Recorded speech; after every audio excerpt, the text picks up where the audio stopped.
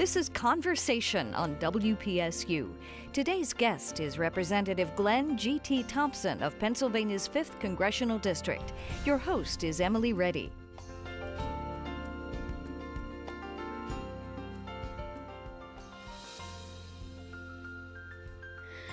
Thanks for coming to the WPSU studios and talking with me, Representative Thompson. Well, Emily, thanks for the opportunity. I'm looking forward to our discussion. Well, it has been a tough couple of weeks in Congress. Well, it has. The whole summertime in general is a difficult time just because of the heat and humidity. But the issues that are facing the nation right now are very serious and very significant. And so it's been a full plate, the things that we've had to tackle over the past several months. For example, the debt ceiling vote. You voted for Speaker Boehner's bill to raise the debt ceiling by $2.4 trillion. And that same bill calls for a $2.5 trillion cuts over the next decade. Some of your Republican colleagues, like Senator Pat Toomey, voted against this bill. They say the cuts aren't enough. Why did you decide to vote for the bill? Well, actually, it wasn't Speaker Boehner's bill that happened. I believe that the senator voted for that. There were three bills that we put forward. Speaker Boehner's bill actually was tabled in the Senate, but the bill that then occurred, which was the Budget Control Act of 2011, was the one that the senator voted against. I mean, I voted for that bill because I thought that was a principled solution to the issues that we're facing this country.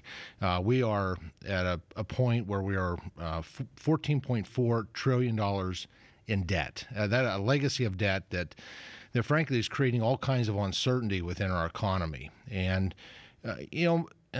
my constituents understand, I think most Americans understand, you can't spend what you don't have. And we have, and by we, I mean Congress, and Congress over the past decades have mindlessly increased this debt ceiling and put us further in debt without any kind of spending controls, without any kind of a course or trajectory to turn that around and restore fiscal responsibility.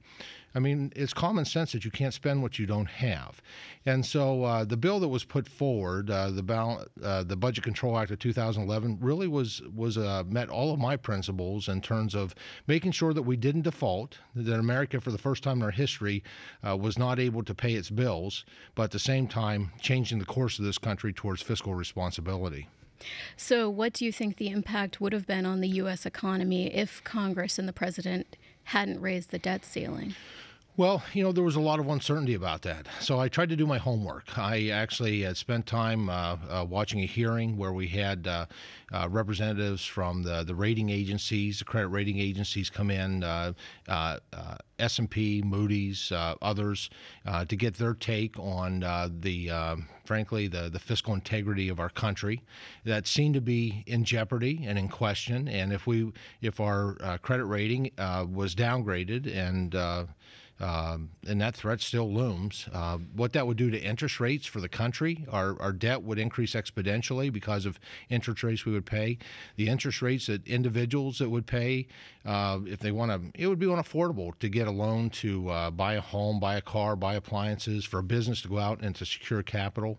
I spent time with a former Treasury official and got a thorough briefing. I looked at flow sheets, cash flow sheets for the country, starting August 2nd to the end of August, projected cash in, and then the amount of and the bills that would come due on each respective day.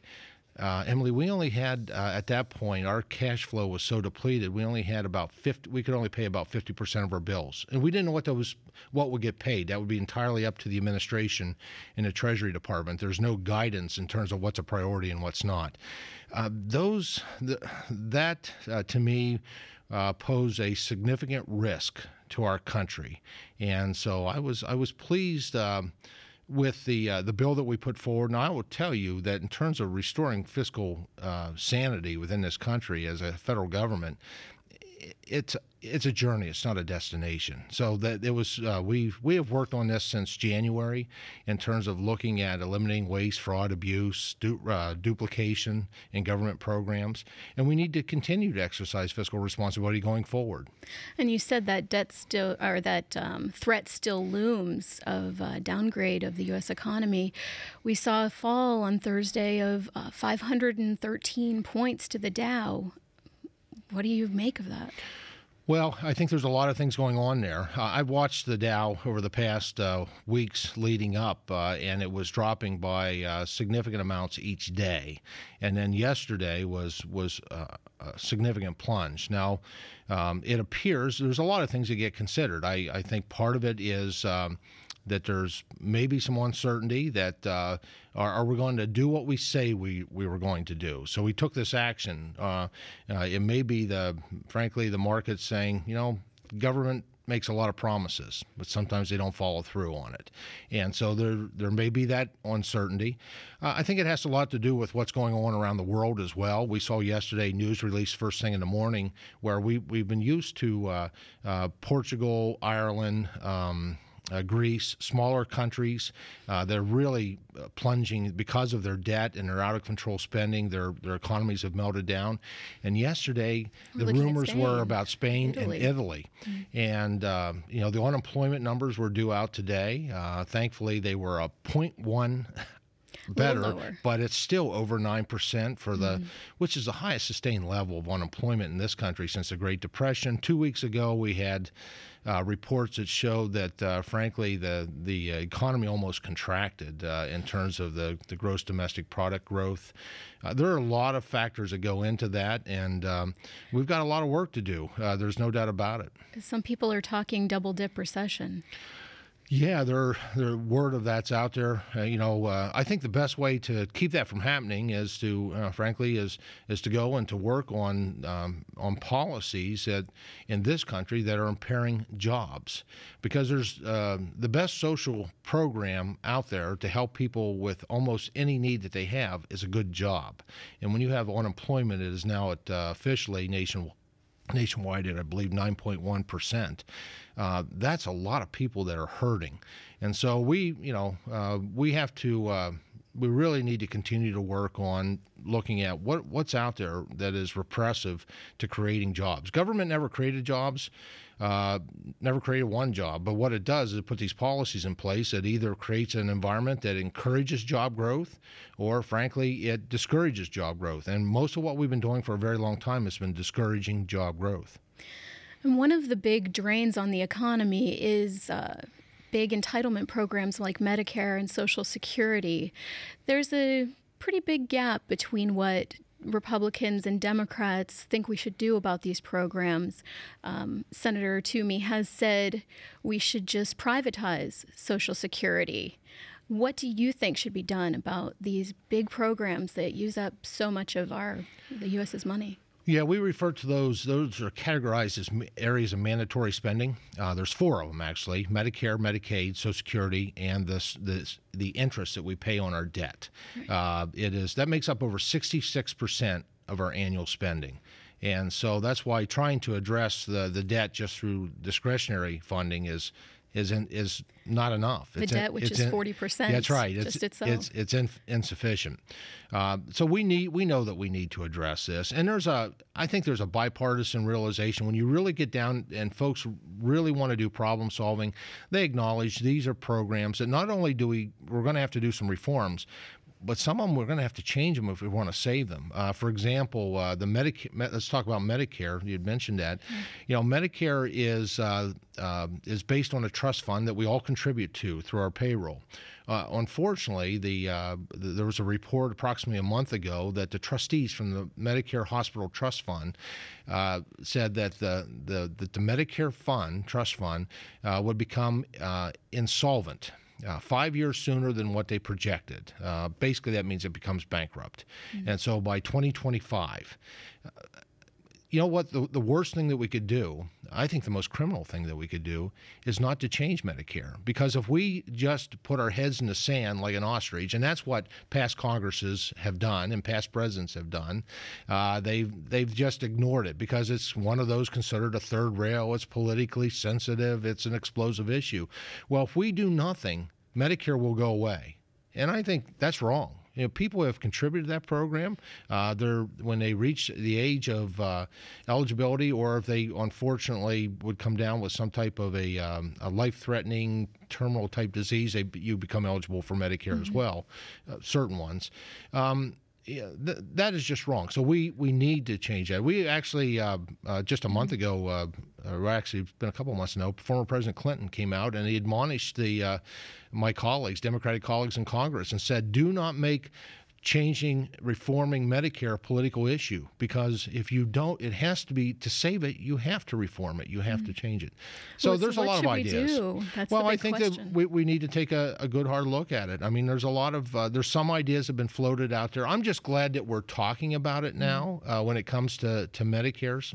When it comes to Medicare, there probably is some things out there that are looking at, certainly, the co-pays that are paid, and these will be things we may be forced even to do just because of the $500 billion that was cut out of Medicare under the president's health care bill. And they took $500 billion to fund that.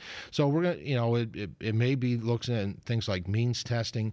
Medicare probably is I think Medicare is a good safety net program, and maybe eventually that's the direction it goes. And we look at what are some incentives and things that we can do to encourage folks to be able to affordably have the type of health care that they want to have once they retire.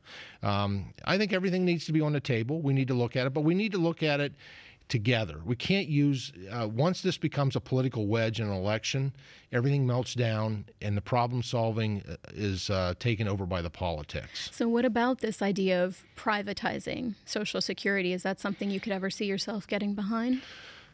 Well, some of the things that we've talked about, because Social Security is another area, that's something that we should look at. I think, first of all, we should make sure, and I don't know of anyone in Washington that hasn't committed to this. If you're currently on Social Security, or frankly, you're 10 years out from Social Security, you shouldn't be threatened. You shouldn't be concerned. Nobody's going to touch your Social Security. But I'm not safe.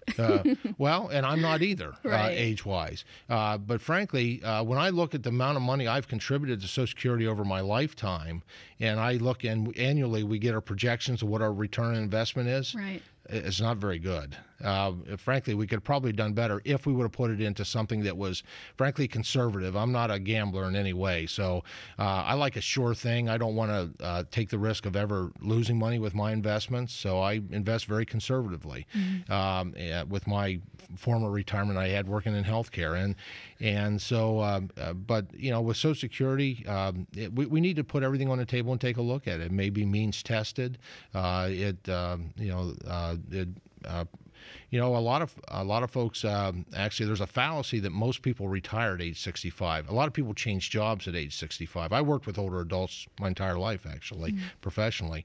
And I find that when people get to the point where they can retire from their first job, they usually look for something that they've always had a passion, something they wanted to do. So, I mean, we really need to look at this honestly and take a look at what we need to be striving towards is more, the proper term is not Social Security, it's retirement security. And helping people to make the right decisions. I don't know if anybody can live on Social Security. I mean, I have relatives today that are living on $800 to $900 a month because that's all that Social Security brings in. Now, you mentioned you worked in the healthcare field. You worked in healthcare field for almost 3 decades before coming to Congress. Has that time in the healthcare field, have you been able to use it the way that you hoped you would when you got to Congress? Yes and no. I earned the opportunity in my first 2 years because I was on the floor a lot, engaged in debate. Obviously in healthcare, something we talked about quite a bit. I actually finished up C-SPAN. I was surprised to find out they keep track of how many times a member is on the floor, how many days that you're on the floor in debate. And out of 435 members of Congress, I finished like number 15, which ahead of a number of leadership of both parties. And so I was pleased by that. Good attendance record. Good attendance. Well, it's not just showing up. It's engaged in the fight, engaged in the debate. And so because of that, I earned, after my first year, actually I was asked to serve as the co-chair of the Congressional Healthcare Caucus as a freshman. And I take and I appreciate that. I think that it was recognition of the experience that I brought to Washington from the healthcare field, from many different dynamics, as a therapist, as a hospital administrator, as a nursing home administrator. Now, I was certainly also frustrated my first 2 years because, being in the minority, my ideas were going nowhere. In fact, my opinion wasn't even valued because we did everything under a closed roll in the 111th Congress. The first time, I think that there's been a Congress that never had an open roll. Most of my colleagues have been there longer than I was. They were amazed at the fact that I was able to serve 2 years in Congress and never experience an open roll. Because all an open roll means that you have regular order, you put things through committee, and that every member of Congress can offer an amendment or a motion on the floor. But now Republicans are in power. And we've changed that. And it's not a Republican-Democrat thing. It's just restoring the integrity of the House the way it should be worked. We work very hard to do things under open roll. And it's a messier process. There's no doubt. It takes a lot more time. But that's the way our founders intended to it. And so now I'm in a position where my ideas on health care, I do have more avenue. In fact, I had a language, it's called the STEP Act. I've been told by the Vice Chief of the Army that my legislation I put forward and passed out of the House will transform health care for our active duty service members, guards, reservists, veterans. It's the Service Member Telemedicine eHealth Portability Act. And I've got lots of healthcare ideas. I'm glad to be in a position now to be able to at least have them taken under full consideration. Now, you mentioned the Republicans. Now, the last election was a big one for Republicans. New Republicans in office saw it as a mandate to get America's fiscal house in order. But with approval ratings so low, it's clear Americans maybe not quite happy with the job Congress is doing. Are you worried about yourself and other Republicans in the next election? You know what? Each election, you're elected for 2 years. Your term is 2 years, and then you go out and if you choose to, you seek to earn re-election. And that's what I look at. And for me, earning re-election is doing three things. It's working hard, doing the right things, and communicating. And you can't over-communicate. That's why I appreciate this opportunity today. Approval ratings in Congress are an interesting thing. I don't know if there's ever been a time, because I've followed approval ratings in Congress long before I ever considered running for Congress, and they've always been in the teens as a whole. The collective group is not held in very high esteem. 14% in a recent CNN poll. Yeah, and that's about where it's been forever. It's not a huge change. And so you have to question why somebody would choose to leave a field where, people appreciate you making lives and the difference of people facing life-changing disease and disability, and go into one where the general approval ratings are dismal. But at the same time, it really comes down to what do the individual constituents in a congressional district consider. And if you look at that across the board, almost without exception, I would say that's where the rubber hits the road, and most people find that although they're disappointed with Congress as a whole, they kind of like their member of Congress. It's an interesting dynamic. Mm-hmm. And another interesting dynamic that's happening recently is the Tea Party. They've played a big role in the debate on raising the debt ceiling. Some say they've created gridlock. Others say they're getting ordinary citizens involved in what's happening in Congress. You've been inside. You've seen what's happening. How have things changed since the involvement of the Tea Party? Well, the Tea Party, and that's just one name that some folks who have come together and organized, and these are just groups of everyday individuals who have, for whatever reason, not taken an active role or an active interest in their government. And I think it's that's so important. Our founders wanted that. I know we have 3 branches of government, but actually our founders were really, in this particular constitutional republic, were relying on active citizens to engage. And I've got groups all around my congressional district, and they get together collaboratively. Some are called Tea Party, some are called Patriots, some are called MoveOn.org, some are called But what about the actual members of Congress who call themselves, they do call themselves members of the Tea Party? Has that changed the dynamic? Well, most of that, the media refers to them as Tea Party members. There are a few who have embraced that, and I actually look at whether you're talking the freedom fighters, the Patriots, the MoveOn.org, whomever. Individuals who come together like-minded to try to raise their voice up. There are a few members that call themselves Tea Party members, not many. I don't support members doing that. I think the value of all those movements is at the grassroots. It's a grassroots voice, and I would not want to see us. And I think that's where the power of it is. It's helping. It helps individuals exercise that part of the Constitution that most people don't pay attention to, and that is the right to petition Congress. That's right. It's not in the Bill of Rights. It's right in the main body of the Constitution. So it's individual citizens exercising their voice, their concerns, their issues. And so, when it comes specifically to the Tea Party, those who claim to be, I didn't support the formation of a Tea Party caucus in Washington because I thought that's not where that group belongs. That group belongs in the local communities. Every group that I have in a congressional district is all different individuals. They have different missions. They do different activities. But I appreciate the fact that they're playing an active role in having an active voice and petitioning Congress. Now, Congress left for its August break without passing a bill to extend the FAA's operating authority. They did reach a compromise on Thursday.